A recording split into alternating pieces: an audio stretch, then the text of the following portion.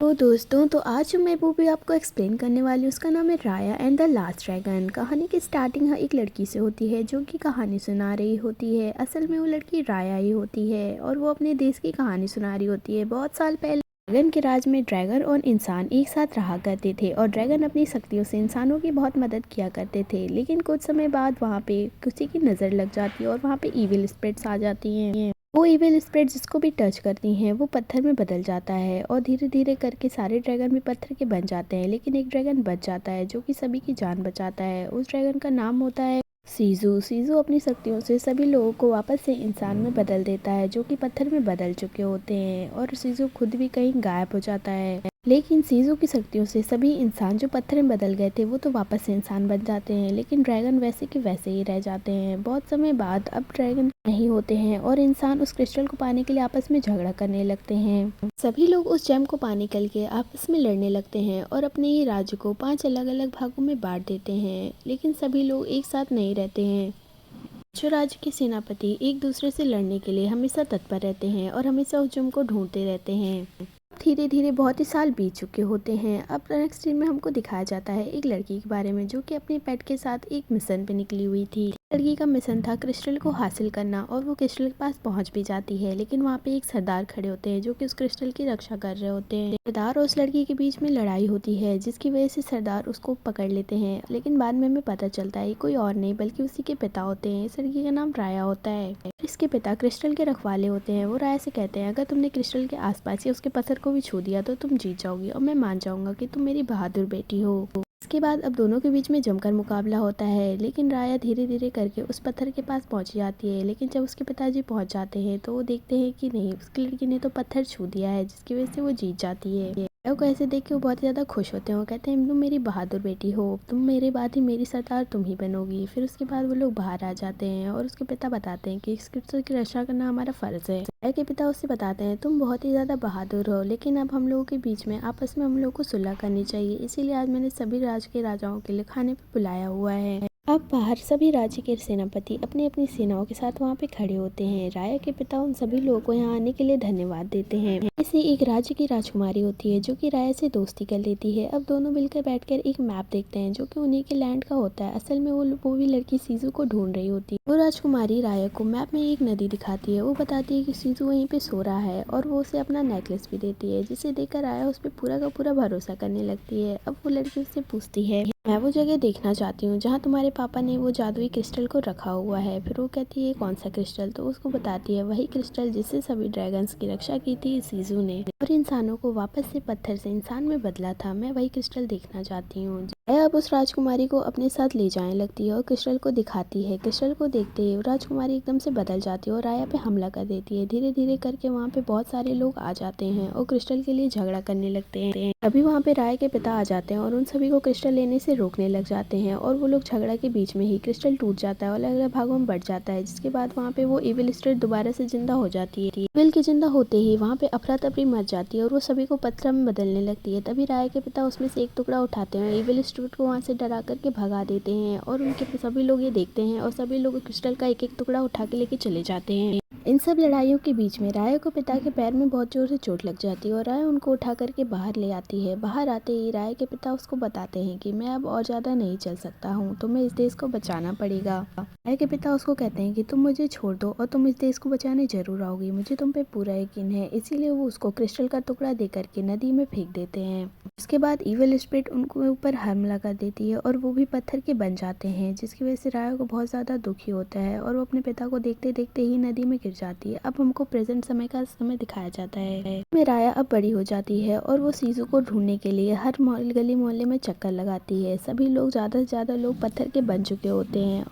Map में देख करके राया उस जगह पे पहुंच जाती है जहाँ पे सीजू सोया हुआ है और वहाँ पे टिक लगा देती है और वहाँ जा करके सीजू को वहाँ से आज़ाद कर देती है। सीजू असल में एक फीमेल ड्रैगन होती है। शिज़ू को यहाँ पे आते ही राया उसको सब कुछ बताती है और उसे कहती है कि तुम्हारी क्रिस्टल की मदद से हम लोगों को बचा सकते हैं, तुम्हें वो क्रिस्टल फिर से बनाना होगा। तब वो ड्रैगन उसको बताती है कि मैंने वो क्रिस्टल अकेले नहीं बनाया था। शिज़ू से बात करती है, तुम ही हो जो हमारे देश को और हम सभी लोगों को बचा सकती हो, तो तुम्हें कुछ ना कुछ करना पड़ेगा। तब वो उससे बताती है कि क्रिस्टल की जादुई शक्तियों से हुआ था। शक्तियाँ मेरी ही नहीं मेरे भाइयों की भी थी। जैसे ही वो क्रिस्टल का एक टुकड़ा छूती है तो उसकी बॉडी चमकने लगती है और वो उसको बताती है क्रिस्टल का टुकड़ा मुझे मेरे भाइयों ने दिया था। राया उसे एक प्लान बताती है कि अगर हम क्रिस्टल के सारे टुकड़ों को जोड़ लेते हैं तो वो वापस से सही हो जाएगा और सब कुछ सही हो जाएगा। अब उसके पीछे वो बचपन वाली राजकुमारी पड़ी थी, वो भी बड़ी हो चुकी होती है। राया और शिज़ू जेम के दूसरे हिस्से को पाने के लिए निकल जाते हैं और उनको दूसरा टुकड़ा मिल भी जाता है। जैसे ही शिज़ू उस दूसरे टुकड़े को छूती है वो एकदम से इंसानी रूप में बदल जाती है। उसे बताती है कि ये मेरे भाई का जादू है और देखते ही देखते वहाँ पे बचपन की राजकुमारी भी आ जाती है और वो उनके ऊपर हमला कर देती है, जिसकी वजह से दोनों लोग अपनी जान बचा के वहाँ के भागते हैं और एक बोट पे आके फंस जाते हैं। बोट का मालिक एक छोटा सा बच्चा होता है। वो उनसे कहता है बताइए मैं आपकी क्या सेवा करूँ। तब वो कहते हैं कि हमको दूसरे लैंड जाना है, क्या तुम अपनी नाव से हमें वहाँ पे छोड़ दोगे। लेकिन उस बच्चे की बोट बहुत ही ज़्यादा धीरे चल रही होती है, जिसके बाद उन लोगों को लगता है कि बहुत ही ज़्यादा टाइम लगेगा और शिज़ू पानी में छलांग लगा देती है और वापस से ड्रैगन बन जाती है और अपनी नाव को इतनी तेजी से चलाती है कि वो दोनों एकदम से गिर जाते हैं। के बीच वो बच्चा राया को बताता है कि मेरे माता पिता भी पत्थर के बन चुके हैं, मुझे उनको आज़ाद कराना है और सभी ड्रैगन्स को भी। अब देखते देखते वो लोग एक दूसरे सिटी में पहुंच जाते हैं। इस सिटी में जेम का तीसरा हिस्सा रखा होता है और वो राया उसको पाने के लिए वहाँ से निकल पड़ती है और सभी से कहती है सभी लोग नाव पे इंतजार करना। राया को एक छोटी सी बच्ची मिलती है। छोटी सी बच्ची के बाद 3 जानवर भी होते हैं और वो उसके सारे जेम के टुकड़े चुरा लेते हैं। असल में वो बच्चे बहुत ज़्यादा शरारत कर रहे होते हैं और शरारत के चक्कर में जेम के टुकड़े चुरा लेते हैं और जिसके बाद राया उनके पीछे पड़ जाती है। राया उन बच्चों से जेम के टुकड़े वापस ले लेती है और उन बच्चों को दोबारा ऐसा ना करने की सलाह देती है। वो उन बच्चों से कहती है अगर तुमको कुछ चाहिए तो तुम मेरी टीम ज्वाइन कर सकते हो, जिसके बदले मैं तुम्हें पैसे दूंगी। बच्चे राय की बात सुनकर भी खुश हो जाते हैं और राय के साथ उसकी टीम में शामिल होने के लिए रेडी हो जाते हैं। दूसरी तरफ हम देखते हैं कि शिज़ू नाव से उतर के शहर में आ जाती है और बहुत सारा सामान खरीद लेती है। उसे एक बूढ़ी औरत मिलती है और उस बूढ़ी औरत को क्रिस्टल के बारे में बता देती है, जिसके बाद वो बूढ़ी औरत थोड़ी सी लालची टाइप की होती है और उस शिज़ू को धीरे धीरे करके अपने शहर में ले जाने लगती है। वो बुढ़िया उससे पूछती है कि मुझे तुम क्रिस्टल के बारे में और बताओ, लेकिन शिज़ू उसको कुछ भी नहीं बताती है और वो उसको एक अजीब सी जगह पे ले आती है जहाँ पे उसके पास जेम का टुकड़ा होता है। तभी वहाँ पे अचानक से राया आ जाती है और राया उस जेम के टुकड़े को छीन लेती है और शिज़ू को वहाँ से छुड़ा करके वहाँ से भाग जाती है। शिज़ू जैसे ही वो टुकड़े को छूती है वहाँ पे धुआं होता है। वो दूसरी सिटी में आ जाते हैं जहाँ पे जेम का दूसरा हिस्सा रखा होता है। वहाँ पे वो राजकुमारी भी आ जाती है और उनके ऊपर हमला कर देती है, जो कि ड्रैगन से देखा नहीं जाता है। ड्रैगन राया को बचाने के लिए अपने असली रूप में वहाँ पे आ जाती है और चारों तरफ ही धुआं कर देती है और उस लड़की को बहुत तेजी से डरा देती है। इसके बाद वहाँ पे खड़े सभी लोग ड्रैगन का ऐसा रूप देख के चौंक जाते हैं और वहाँ से निकल जाते हैं और वो नाव पे जाकर उस बच्चे को भी बताते हैं कि असल में हमारे साथ जो है वो एक ड्रैगन है। शिज़ू सबको बताती है कि अब मैं यहाँ से सभी लोगों को बचा लूंगी और उन लोगों को नेक्स्ट टुकड़ा भी मिलने वाला होता है, जो कि उसी आदमी के पास होता है। वो अपना टुकड़ा ले जाके ड्रैगन को दे देता है। क्रिस्टल का अगला टुकड़ा पाते ही ड्रैगन के पास एक अद्भुत शक्ति आ जाती है। वो बारिश और हवा और रेन को कंट्रोल कर सकती है। शिज़ू की ऐसी शक्तियाँ आने के बाद शिज़ू बहुत ही ज़्यादा खुश हो जाती है और दौड़ते दौड़ते आसमान में पहुंच जाती है। इसके बाद हमको अपना नेक्स्ट सीन दिखाया जाता है। सीन में ये लोग ड्रैगन का आखिरी हिस्सा पाने के लिए बहुत ही जोर तोर से मेहनत करने लगते हैं। आखिरी टुकड़ा उसी राजकुमारी के पास होता है, जो कि हमेशा से राया की दुश्मन होती है। में रहने वाला छोटा लड़का उनको आइडिया देता है कि हम उन लोगों से जाके लड़ाई करेंगे और वो जेम वापस ले आएंगे, लेकिन शिज़ू कहती है कि नहीं, हम जाके उनसे दोस्ती करेंगे और उन्हें गिफ्ट देंगे। की वजह से वो राजकुमारी राया पे ट्रस्ट करने लगेगी और राया को वो जेम दे देगी और दोनों को उनके ऊपर भरोसा हो जाएगा। उनको बताती है कि तुम्हें इस जेम्स को पाने के लिए सबसे पहले उन लोगों से अपनी फ्रेंडशिप करनी होगी, जिसकी वजह से अगर तुम दोनों एक दूसरे की दोस्त बन जाओगी, फ्रेंड्स बन जाओगी, तो ये सब कुछ सही हो जाएगा। लेकिन राया उनसे कहती है नहीं, उसने मेरा बचपन में भरोसा तोड़ा था और फिर से तोड़ देगी। जिसके बाद शिज़ू उसको कहती है चलो मैं तुम्हें एक जगह दिखाती हूँ, जहाँ पे जाकर के शिज़ू उनको एक बहुत ही अद्भुत जगह दिखाती है। जगह पे ड्रैगन्स की बहुत सारी मूर्तियाँ होती है और ये ड्रैगन्स कोई आम ड्रैगन्स नहीं थे, बल्कि शिज़ू के भाई थे। उन लोग के पास बहुत ही बड़ी मैजिकल पावर थी। वो उन लोग को बताती है जब मेरे भाइयों ने मुझे क्रिस्टल दिया था, मेरे भाइयों ने मेरे ऊपर ट्रस्ट किया था। उन्हें लगता था कि इनकी शक्तियों से मैं उस इविल स्पिरिट को हरा सकती हूँ और वो पत्थर में बदल गए थे। मेरे ऊपर इतना ट्रस्ट करने की वजह से ही मैं पत्थर की नहीं बनी, बाकी मेरे सभी भाई पत्थर के बन गए हैं। जिसमें राया भी बताती है कि मेरे पिता ने भी यही किया था, उन्होंने मेरी जान बचाने के लिए अपनी जान की कुर्बानी दे दी थी। ये सब बात सुनने के बाद राया का हृदय परिवर्तन होता है और वो शिज़ू से कहती है कि ठीक है, मैं उसको गिफ्ट दूंगी और उसके साथ बातें भी करूंगी।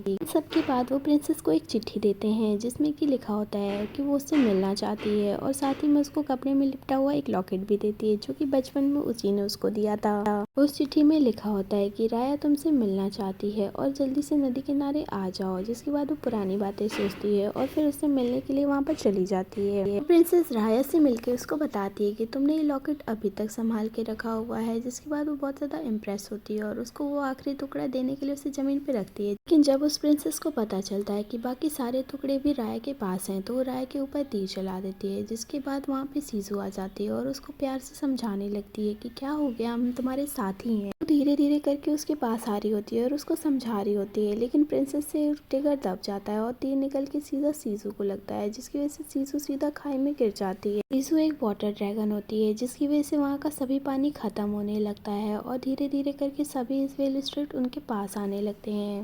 राजकुमारी अपना जैम उठा के वहाँ से भाग जाती है जिसके बाद चारों तरफ सन्नाटा छा जाता है और इविल स्प्रिट सभी जगह हमला करने लगते हैं। इसके बाद राया गुस्से में उससे लड़ाई करने के लिए जाती है। राया बहुत ही ज्यादा गुस्सा होती है और गुस्से में जाके उससे लड़ाई करने लगती है। राया इस जंग को जीत जाती है और वो उस प्रिंसेस को मारने लग जाती है। प्रिंसेस को जान से मारने वाली होती है लेकिन तभी वो रियलाइज करती है कि बाहर उसके सभी साथी उस इविल स्प्रिट से एक एक टुकड़ा लेके सभी लोगों की जान बचा रहे हैं। जिसके बाद वो भी एक टुकड़ा लेके वहाँ पे उन लोगों की जान बचाने के लिए आ जाती है। प्रिंसेस देखती है कि उन इविल स्पिरिट्स ने उनकी माँ को भी पत्थर का बना देती है। जिसके बाद वो और ज्यादा गुस्सा हो जाती है और राया और उसके साथियों के साथ मिलकर उन इविल स्पिरिट्स को हराने में जुट जाती है और वो सभी धीरे धीरे करके एक गुफा में पहुंच जाते हैं और चारों तरफ से इविल स्पिरिट से घुस जाते हैं। राया को पता चलता है कि इस जेम की असली पावर ट्रस्ट है। वो सभी को उसके ऊपर ट्रस्ट करने के लिए कहती है और अपना अपना टुकड़ा उस राजकुमारी को देने के लिए कहने लग जाती है। कोई भी राया की बात नहीं मानता है, इसीलिए राया खुद ही एक स्टेप उठाती है। वो अपना जेम का टुकड़ा उस राजकुमारी को दे देती है। वैसे ही वो अपना टुकड़ा राजकुमारी को देती है, एक इविल स्पिरिट उससे टकराती है और राया भी पत्थर की बन जाती है। राया के सभी दोस्त उसकी इस सेक्रीफाइस को देखते हैं और सोचते हैं कि और खुद भी ट्रस्ट करने के लिए जाग जाते हैं। वो सब अपना अपना जेम उस राजकुमारी को दे देते हैं और वापस से पत्थर के बनने लग जाते हैं क्योंकि इविल स्पिरिट उनको छू रही होती है। सभी लोग अपने अपने पत्थर का टुकड़ा उस राजकुमारी के हाथ पर रख देते हैं और धीरे धीरे पत्थर में चेंज हो जाते हैं और वो राजकुमारी उन पत्थर को जोड़ने लग जाती है। उसको पूरा का पूरा एक सर्कल में कन्वर्ट कर देती है, लेकिन एक स्पिरिट उसको भी पत्थर का बना देती है। जिसके बाद सभी वहाँ पे पत्थर के ही बन जाते हैं। लेकिन थोड़ी ही देर बाद एक मिरेकल होता है। उस क्रिस्टल में से बहुत ही तेज रोशनी निकलती है और चारों तरफ फैल जाती है और सभी इविल स्पिरिट्स को खत्म कर देती है। क्रिस्टल की एनर्जी सभी लोगों के ऊपर पड़ती है जिसके बाद जितने भी पत्थर के लोग थे वो वापस से इंसान में बदल जाते हैं। राया और उसके दोस्त भी वापस इंसान में बदल जाते हैं और सभी ड्रैगन्स भी जिंदा हो जाते हैं। सभी ड्रैगन्स को जिंदा देख के सभी लोग एकदम बहुत चक्के हो जाते हैं और एकदम आश्चर्यचकित हो जाते हैं। तभी वहाँ पे उन लोगों के पास सीजू आती है। सीजू भी एक वाटर ड्रैगन होती है और वो एकदम से ठीक हो जाती है और जाके राया के गले लग जाती है और सभी को बहुत ही ज्यादा खुश हो जाते हैं। उनसे बताती है कि ट्रस्ट बहुत ही ज्यादा बड़ी चीज होती है। ये लोग उस राजकुमारी को माफ कर देते हैं और आपस में गले मिल जाते हैं। इधर राया भी अपने पिता को देख के बहुत ज्यादा खुश होती है और उनको गले से लगा लेती है। राया के पिता उससे कहते हैं कि मुझे पता था तुम सब कुछ ठीक कर दोगी। जिसके बाद सभी लोग राया और उनके पिता के पास आ जाते हैं और दोनों बहुत ज्यादा खुश हो जाते हैं और यहाँ पे मूवी की हैप्पी एंडिंग हो जाती है।